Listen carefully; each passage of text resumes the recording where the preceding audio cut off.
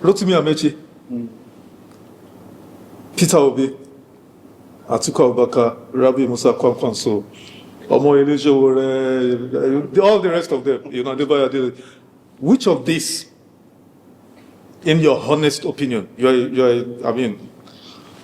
which of these, honestly, as you sit here, highly informed, politically conscious Nigerian, can unseat Bola Ahmed Tinubu if every other person rallies around him, can unseat Bola Ahmed Tinubu? 2027. If there's an honest election. Yes, clean, fair election. Which we don't see these guys are going to. But let's do scenario. We are, this is, I will tell you, President Bola Ahmed Tinubu, with his record, yes, will be the easiest president to dislodge from the villa. Easiest. All these governors that are going there, they will come back to him and say, Oga, our people, we can't go against our people. He's given them all the money, they've gotten the alert. Say, Oga, we can't force our people. Those governors, I say, if they like, all the 36 governors in this country can decamp to the APC. And not only that, if they like, they can all relocate to the villa. They cannot reassure Mr. President Bola Ahmed Tinubu victory in 2026 because he doesn't have the people. And those governors, they don't have the people. There's going to be a free and fair election. People will, and that is where the problem will come.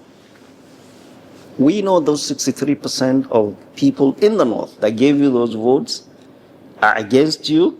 And then you come us and tell us, show us a result that you got landslide in those places, then you know there's going to be trouble in this country. That is what I'm advising this country, that we must have a free and fair election, and we do not believe there will be one. And the North has sounded the alarm and raised this thing. We do not agree with the INEC chairman because of his bias. Religious leaders have said loud and clearly.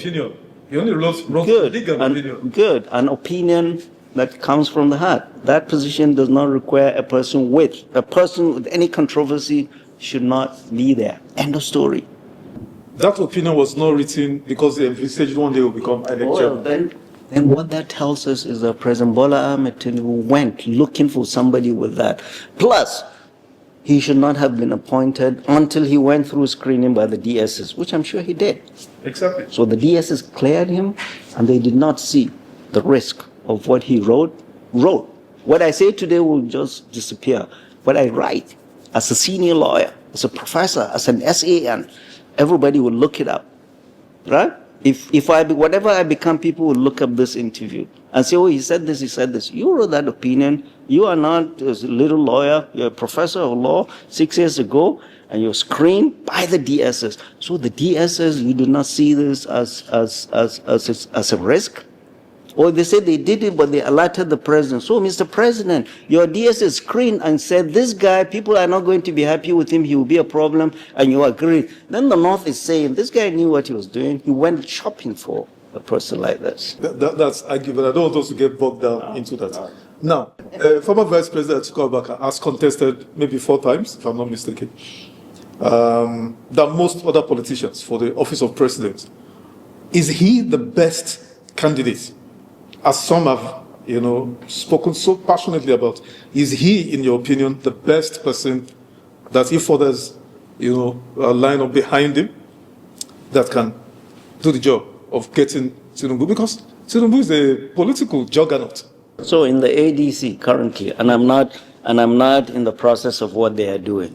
In the ADC, there's a process for them to choose whoever candidate, and whoever emerges out of the process will beat your Jagaba. He'll beat your Jagaba hands down. It's not like Jagaba, definitely not. I'm one of his fiercest critics. No, to be honest, President Bola Ahmed Tinubu's reign is a disaster to everybody, regardless of your race, ethnicity, and your religion. If you're honest with yourself, and whatever you are, this thing will come and bite you. He's been doing it just for himself. State capture, grabbing everything into amassing our money to corrupt the system. You think that's what's going to bring you, or you thinking the Americans or the British or the French will make you president? president, or the governors that you procured, or the clerics that you will procure. It is the people. And we are with the people. You spoke earlier on about qualities of leadership that we had in the halcyon days of Nigeria. Tell us, Prof, the qualities Nigerians, especially the delegates in the ADC and other parties who are going to choose candidates, the qualities they must look for in that person or those persons that want to vie for office. You carry your holy scripture to do what? To do whatever the Constitution says you will do. That Constitution, you look at it, it's like they looked at the scriptures and wrote good qualities of governance. The essence of being in government is to protect the lives and properties of our people. If you fail that, how else are you going to be? It's to make the government inclusive. That's why you have federal character.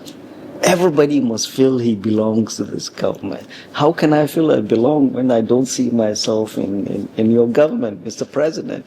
Wherever there's money coming in or out, it is your people, your Lagos people. Where you go to London, took a loan of 700 or something million for Lagos. Everything Lagos, Lagos, Lagos, and you expect the rest of the country to support you. Support you why? And let me tell Mr. President, if he doesn't know, what the people are saying, these are all, he's preparing to break this country. That's why he is fixing the Lagos, the Southwest, and not caring about anywhere else, and causing all these problems, and bringing the Americans, and handing over our sovereignty to the French. With his friend, and partner in the state capture mission. President Bola Ahmed Tinubu has not managed our diversity well. None. Doesn't care about this country, only cares about himself and his ambitions. And I cannot see any pathway for President Bola Ahmed Tinubu to come back in 2027. And when I go around this country, I'll tell our youth, it is the youth that build nations, not the aged. It is you that build nations, not the aged. We are all, what is left for us is not much. Yeah. You must stand up for what is right. You must grab your destiny in your hands and do the right thing. And your PVC is what gives you that. Old people or people in Abuja, the elders, they don't go and vote. It is women and the youth that will go and vote. Don't re-elect these guys again. In 2027, re-electing APC will be suicidal. We've seen their tenure, and we're interrogating that. And what I tell, especially our youth and women, because they are the voters, that these politicians that have taken your money, they have amassed a war chest of, they will come and give you Indomie, they will come and give you 500 naira. Take it. It's your money. Vote your conscience. Do not vote APC again. We have seen what they brought into this country. It's not a joke. And all across this country, from Abia to Zamfara, they brought hunger. Cost of living crisis is going up. Insecurity is all over the place. Mistrust of each other. Ethno-religious balkanization and selfishness. We see the leaders spending 34 billion in 2 years on foreign exchange alone, whereas they are given only 34 million to health, for hospitals all across this country.